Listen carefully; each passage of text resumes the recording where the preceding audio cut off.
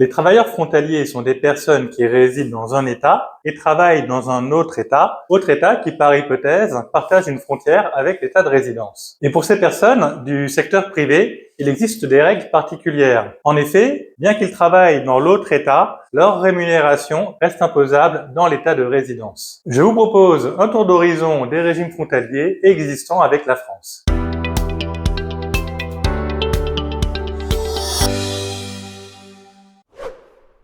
En application de l'article 13.5 de la Convention fiscale franco-allemande, les salaires des personnes qui travaillent dans la zone frontalière d'un État, qui ont leur foyer d'habitation permanent dans la zone frontalière de l'autre État où elles rentrent normalement chaque jour, ne sont imposables que dans cet autre État. La zone frontalière de chaque État contractant comprend les communes dont tout ou partie du territoire est situé à une distance de la frontière n'excédant pas 20 km. Ce régime est également applicable aux personnes qui ont leur foyer d'habitation permanent dans les départements français limitrophes de la frontière et qui travaillent dans les communes allemandes dont tout ou partie du territoire est situé à une distance de la frontière n'excédant pas 30 km. La convention fiscale entre la France et la Belgique contient un protocole additionnel qui concerne les travailleurs frontaliers, protocole accessible en allant directement sur le site des impôts. Avec la Belgique, c'est particulier car le régime des frontaliers ne va concerner que les résidents de France, à supposer qu'ils travaillent dans la zone frontalière, mais également à supposer qu'ils bénéficiaient de ce régime au 31 décembre 2011, auquel cas ils pourront continuer à bénéficier du régime des frontaliers jusqu'en 2033. La convention fiscale entre la France et l'Espagne contient un protocole dont l'article 12 pose également le principe que les frontaliers sont imposables dans leur état de résidence à supposer qu'ils puissent produire une attestation qui justifie de leur qualité de frontalier.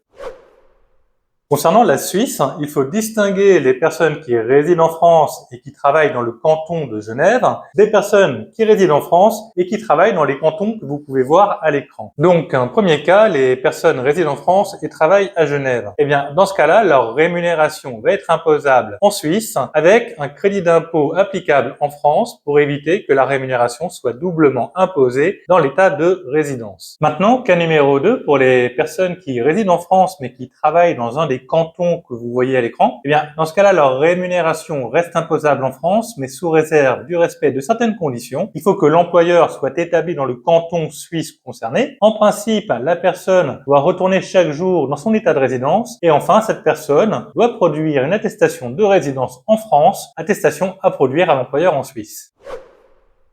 Comme vous pouvez le constater à l'écran, l'article 15.4 de la Convention fiscale franco-italienne prévoit que les revenus provenant du travail dépendant des personnes habitant dans la zone frontalière de l'un des États et travaillant dans la zone frontalière de l'autre État ne sont imposables que dans l'État dont ces personnes sont les résidents. Et le point 9 du protocole annexé à la Convention fiscale franco-italienne prévoit que par zone frontalière, on entend les régions en Italie et les départements en France, limitrophes de la frontière. Ce tour d'horizon des régimes frontaliers avec la France est terminé. Bien entendu, il s'agit d'un aperçu car il peut exister des situations particulières pour lesquelles les États ont apporté des précisions sur les modalités d'application de ces différents régimes. Je pense notamment aux crises liées au Covid avec un recours plus important au télétravail, ce qui a conduit les États à adopter différentes tolérances. J'espère que cette vidéo vous a plu. Si c'est le cas, n'hésitez pas à mettre un like et ou à commenter pour soutenir la chaîne. Et je vous dis donc à très vite pour la prochaine vidéo.